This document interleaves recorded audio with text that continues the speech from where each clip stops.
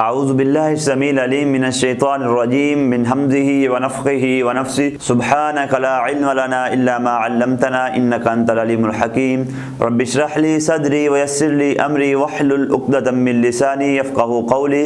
السلام علیکم ورحمۃ اللہ وبرکاتہ۔ معزز سامعین و سامعات، اللہ سبحانہ و تعالیٰ نے جب آدم علیہ السلام کو جنت سے نکال دیا، پچھلی آیت کے اندر ہم نے یہ بات دیکھی تھی کہ اللہ سبحانہ و تعالیٰ نے آدم علیہ السلام کو حکم دیا کہ آپ اس جنت میں سے جہاں سے چاہو کھاؤ پیو، لیکن ولا تقربا هذه الشجرۃ، اس درخت کے قریب نہیں جانا، اگر تم اس درخت کے قریب جاؤ گے تو فتکون من الظالمین، تو پھر ان قریب تم ظالمین میں سے تمہارا شمار کر دیا جائے گا۔ اب شیطان نے آدم علیہ السلام کو بہکایا، انہیں بتایا کہ اگر تم جنت کے اندر ابدی زندگی گزارنا چاہتے ہو، ہمیشہ ہمیشہ جنت میں رہنا چاہتے ہو، تو اس درخت کا پھل کھاؤ تو پھر ہمیشہ ہمیشہ اس جنت میں رہ جاؤ۔ اب شیطان نے آدم علیہ السلام کو ورگلایا اور ورگلا کر اس درخت کے قریب لے گئے۔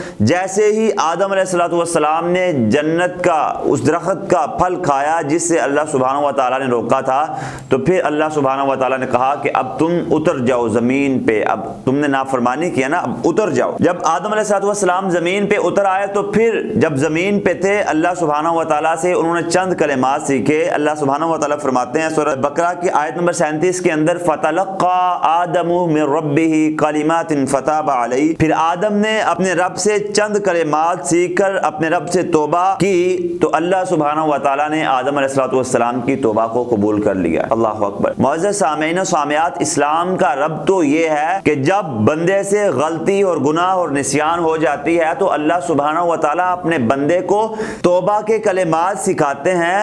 صرف توبہ کے کلمات ہی نہیں بلکہ توبہ کو قبول بھی کرتے ہیں۔ اللہ سبحانہ و تعالیٰ نے آدم علیہ السلام کو توبہ کے کلمات سکھائے، پھر توبہ کے کلمات کو قبول بھی کیا، پھر ان کلمات کی نسبت بھی اللہ اکبر اپنی طرف نہیں کی۔ وہ کلمات مفسرین نے قرآن کریم میں بیان کیے ہیں کہ مفسرین بیان کرتے ہیں کہ وہ کلمات خود ہی اللہ سبحانہ و تعالیٰ نے قرآن کریم کے اندر ارشاد فرما دیے۔ اللہ سبحانہ و تعالیٰ نے وہ کلمات سورہ اعراف میں بیان کیے کہ آدم علیہ السلام نے اپنے رب سے دعا کی، ربنا ظلمنا انفسنا وان لم تغفر لنا وترحمنا لنکونن من الخاسرین، اے میرے رب میں نے اپنی جان پر ظلم کر لیا ہے، اگر تو مجھے معاف نہیں کرے گا تو لنکونن من الخاسرین، تو میں خسارہ پانے والے لوگوں میں سے ہو جاؤں گا۔ آدم علیہ السلام نے اپنے رب سے انہیں کلمات کے ساتھ توبہ کی تو اللہ سبحانہ و تعالیٰ نے آدم علیہ السلام کی توبہ کو قبول کر لیا۔ فتاب علیہ انہ هو التواب الرحیم، بے شک وہی رب توبہ کو قبول کرنے والا اور بہت مہربان اور رحم کرنے والا ہے۔ یہاں پہ امام راغب رحمہ اللہ ایک نقطہ بیان کرتے ہوئے فرماتے ہیں کہ رب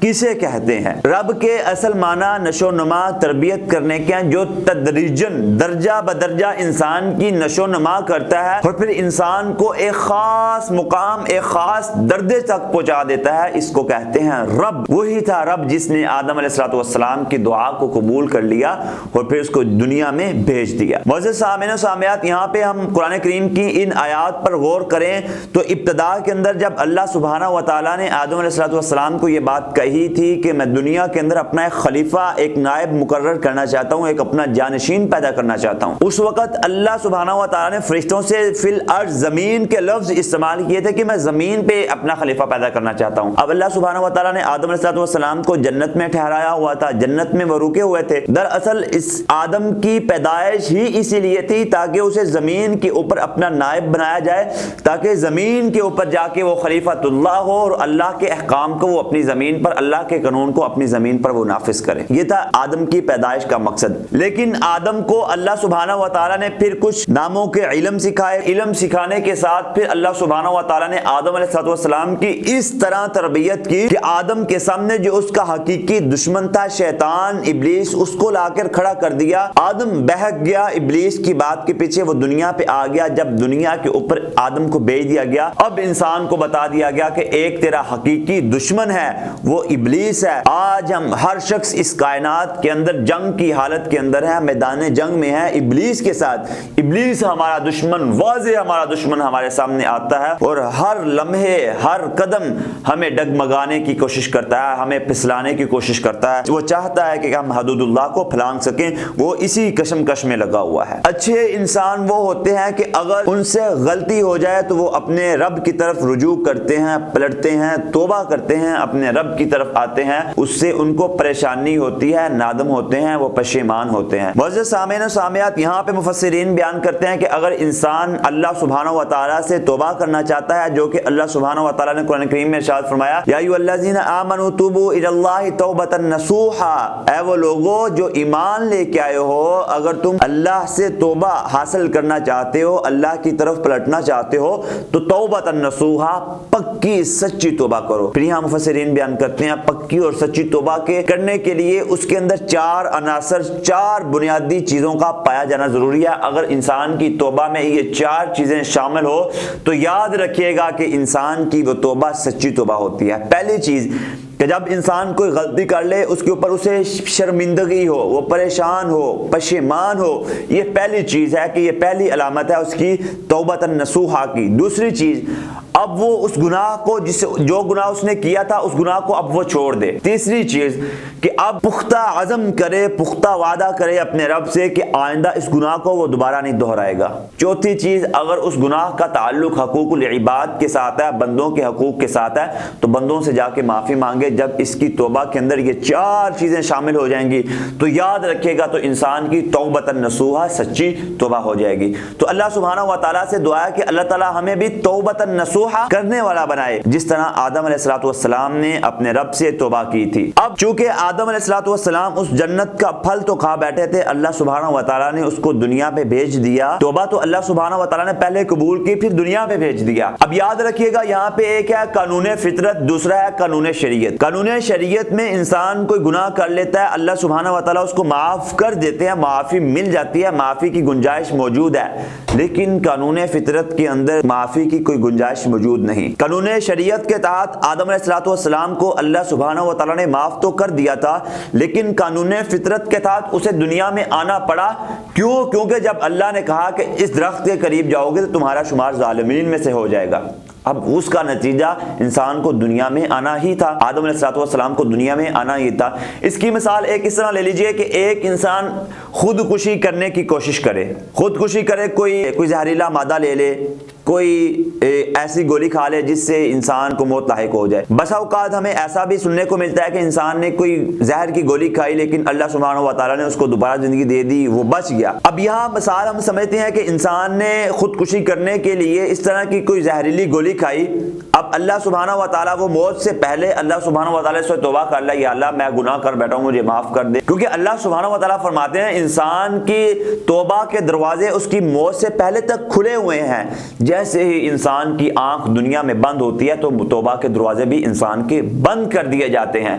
اگر وہ شخص توبہ کر لے، اللہ سبحانہ و تعالیٰ شریعت کے تحت، قانون شریعت کے تحت اسے معاف کر دیں گے، لیکن قانون فطرت جو زہریلی مادہ اس نے لیا ہے، نگلا ہے، اس کا اثر تو انسان کے جسم پر ہو ہی گا ہوگا، تو اس کا اثر انسان کے جسم پر لازمی ہوگا، تو وہ اس کے نتیجے میں انسان کی موت لاحق ہو جاتی ہے۔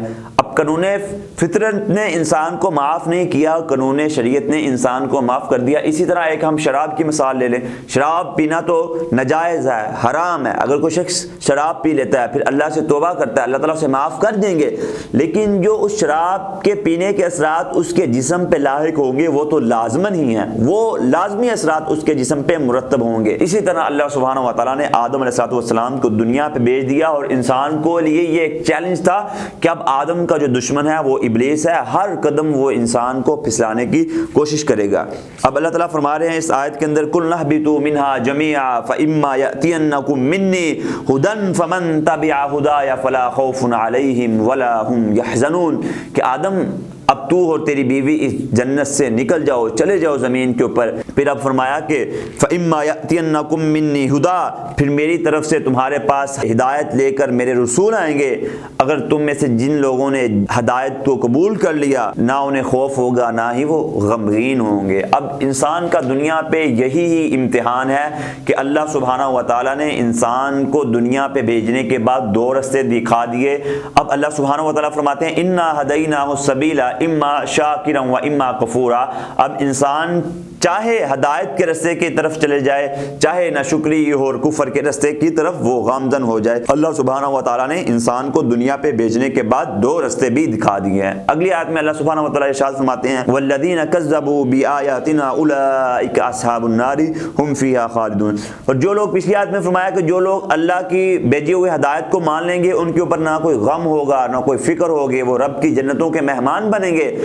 لیکن جنہوں نے اللہ سبحانہ و تعالیٰ کی آیات کا انکار کیا، اللہ سبحانہ و تعالیٰ کی آیات کو جھٹلایا، اولئک اصحاب النار هم فیہا خالدون، تو اللہ سبحانہ و تعالیٰ فرماتے ہیں یہی لوگ آگ والے ہیں، جہنم والے ہیں، دوزخ والے ہیں، ہم فیہا خالدون۔ اللہ اکبر، کہ ایسے لوگ ہمیشہ ہمیشہ جہنم میں رہنے والے ہیں۔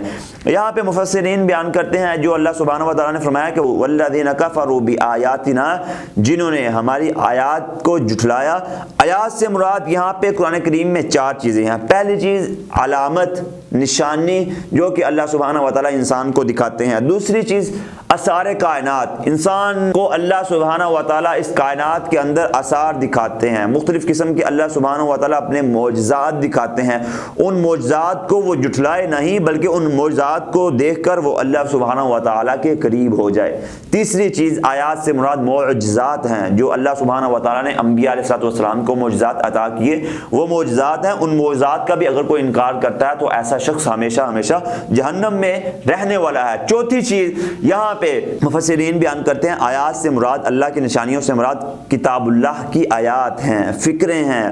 جو ان آیات کو جھٹلاتا ہے، جو ان فکروں کو جھٹلاتا ہے، ایسا شخص ہمیشہ ہمیشہ کے لیے جہنم میں رہنے والا ہے۔ تو اللہ سبحانہ و تعالیٰ سے دعا ہے کہ اللہ تعالیٰ ہمیں اپنا اطاعت و فرما بردار بندہ بنائے اور شیطان کی شر سے ہمیں محفوظ فرمائے، جو ہمارا حقیقی دشمن ہے ہمیں پہچاننے والا بنائے۔ اور اللہ سبحانہ و تعالیٰ سے دعا ہے کہ اللہ تعالیٰ ہمیں قرآن و سنت سمجھ کر اس پہ عمل پیرا ہونے والا بنائے۔ السلام علیکم ورحمۃ اللہ وبرکاتہ۔